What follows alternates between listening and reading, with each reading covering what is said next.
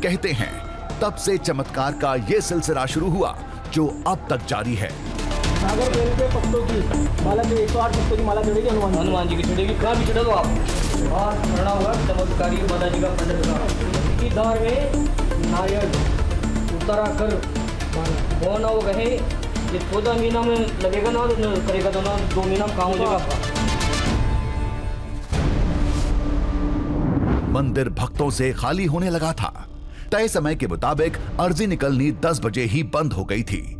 अब शनिवार को 9 बजे पर्ची निकलेगी।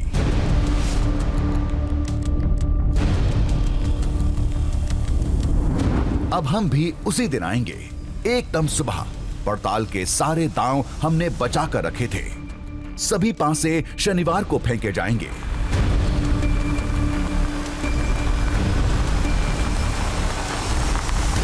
फिलहाल हम वहां जा रहे थे जहां बजरंगबली की वो अद्भुत प्रतिमा मिली थी।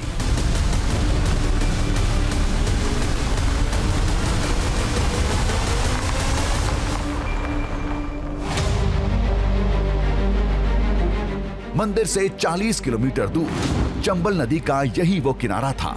दावे के मुताबिक यहीं से पुजारी जी के गुरु को वो स्वयंभू मूर्ति मिली थी।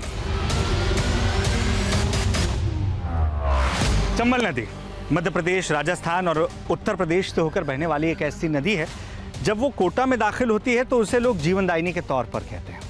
अब इसी चंबल नदी की गहराइयों से 40 से 50 साल पहले एक मूर्ति निकली। वो मूर्ति यहाँ कैसे आई, कब से इसके भीतर है, इन सवालों का जवाब आज तक नहीं मिल पाया। लेकिन हाँ, लोगों का ये मानना है कि लोगों के मन में जो सवाल हैं, जो कष्ट हैं, उनका जवाब ये मूर्ति तब से लेकर आज तक लगातार दे रही है। यहां हमें कुछ भी ऐसा नहीं मिला जो उस मूर्ति के रहस्य को सुलझाने में मदद करे। जो भी करना था हमें ही करना था और उसके लिए हमें इंतजार था शनिवार का।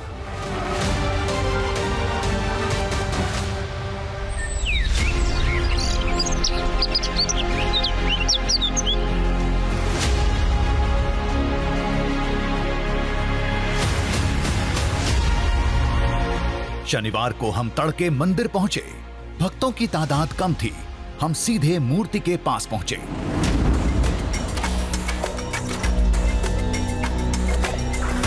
इससे पहले कि लोग पहुंचे, कई पड़ताल को अंजाम देना था।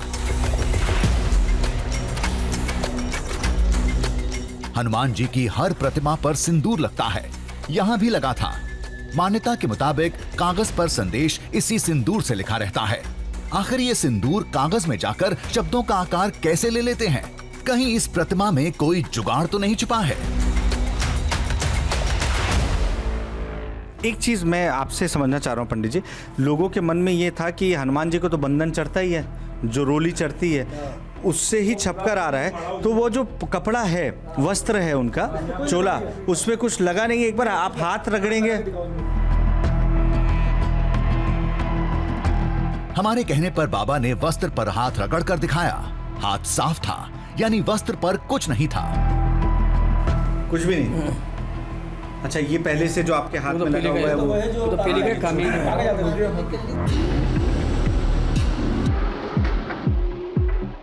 हमारे कहे बिना बाबा ने वस्त्र के पीछे भी दिखा दिया। नीचे ये चोला, ये हाँ, ये देखो आपका चोला नीचे। जय श्री राम। देख लो, हाँ, ये पोशाक है बालाजी की, पोशाक है, राम लिखी है नीचे। हाँ, बस राम लिखा हुआ है। और ये चोला भी बदलता रहता है, ये तो बदलता नहीं है कि ये चोला लगा रहेगा। हाँ। अगली बार ये चोला दूसरा बदल जाएगा।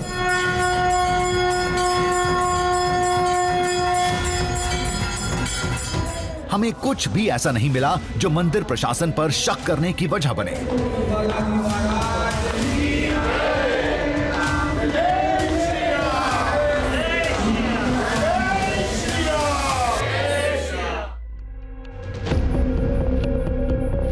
प्रतिमा पर जब कागज लगाते हैं तब सिंदूर और मूर्ति के दरमियान यही वस्त्र रहता है।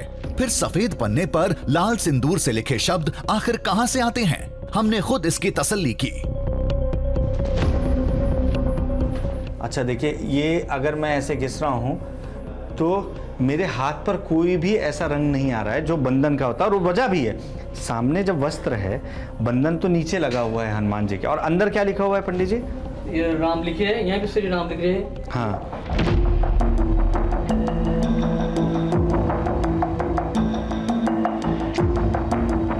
अब मेरे मन में एक सवाल है। सवाल ये कि कहीं ऐसा तो नहीं है कि जो पेपर इस्तेमाल में लिया जाता है उसमें पहले से ही कुछ लिखा होता है और उसके बाद उसे हनुमान जी के सीने पर लगाया जाता है और भक्तों को लगता है कि उनकी परेशानी का समाधान उसमें लिख कर आ गया जो पहले से लिखा हो।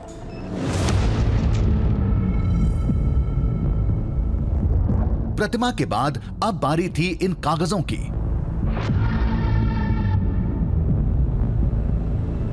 अब ये मैंने उठा लिया है, आगे चलते हैं, थोड़ा लाइट में चलते हैं और आपको दिखाते हैं कि क्या इस पेपर में ही कुछ ऐसा है जिसकी वजह से कुछ भी लिखावट आपको दिखने लग जाए। दबाने पर क्या इसमें कोई चेंज आता है, जैसा उनके सीने पर रखकर दबाया जाता है और उसके बाद ही इसमें लिखने का दावा किया जाता है। आइए देखते हैं पेपर क्या खास है या आम पेपर है। आ जाओ।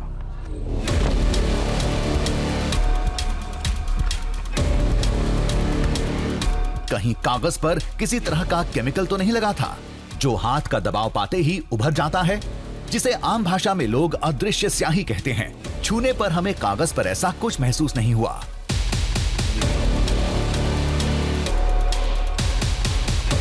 अगर केमिकल से अक्षर लिखे होते तो धूप की रोशनी में वाटरमार्क की तरह दिखते। हमने काफी देर तक देखा, धूप में भी कागज सामान्य ही दिखा।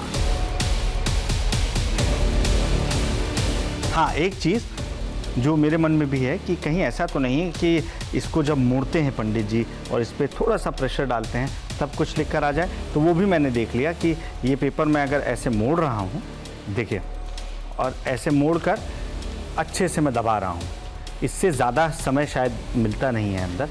ये देखिए, मैं अच्छे से दबा रहा हूँ, बावजूद इसके ये देखें इसमें कुछ भी ऐसा लिखा नहीं है।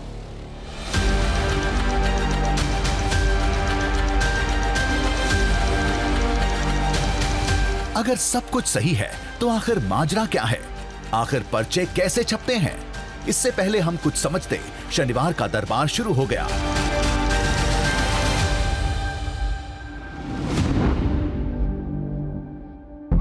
चरणों में अर्जी लगा रहे हैं, बाबा इसकी अर्जी स्वीकार करो, आशीर्वाद दो। एक फरियादी खड़ा हुआ। बाबा ने एक सादा कागज मूर्ति के सीने से लगाया।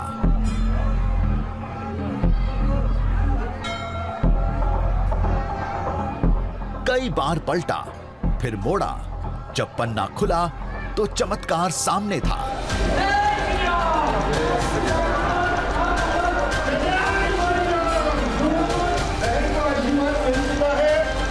दरबार के करीब जाने की किसी को इजाजत नहीं थी, हमें भी नहीं, लिहाजा कैमरे से काम चला रहे थे।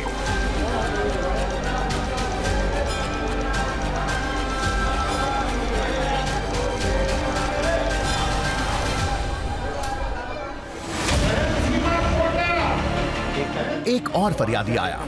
पुजारी ने एक और सादा पर्चा लगाया।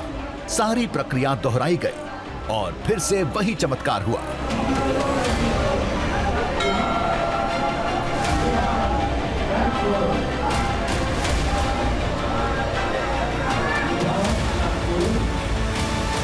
जय श्री राम। बहन को आशीर्वाद मिल चुका है। लेकिन आज एक बात थोड़ी अलग थी। मंगलवार की पर्चियों पर स्याही का रंग सिंदूरी लाल था और आज का रंग थोड़ा बदला हुआ था। गौर करने वाली बात यह है कि हनुमान जी को जो बंधन उनके शरीर पर लगाया जाता है उसका रंग आप देखेंगे तो वो आपको केसरिया नजर आएगा। ये जब आप नजर डालते हैं तो ये आपको बिल्कुल लाल नजर आता है। ये फर्क आपको बताता है कि जो हनुमान जी के शरीर में बंधन लगाया जा रहा है शायद ये वो नहीं है। अर्जी पर जो शब्द नजर आते हैं वो मूर्ति पर लगे सिंदूर से लिखे होते हैं। ऐसा मंदिर ने कभी दावा नहीं किया, लेकिन लोगों के बीच ऐसी ही मान्यता है। सवाल अब भी बरकरार था, इन पर्चों पर शब्द कहां से प्रकट हो रहे हैं? जैसा दावा किया जा रहा है वैसे तो बिल्कुल संभव नहीं है, लेकिन लोग कैसे मानेंगे? उन्हें तो सबूत चाहिए और वो हमारे पास नहीं था, लेकिन एक शख्स था जो इस चमत्कार का जवाब दे सकता था।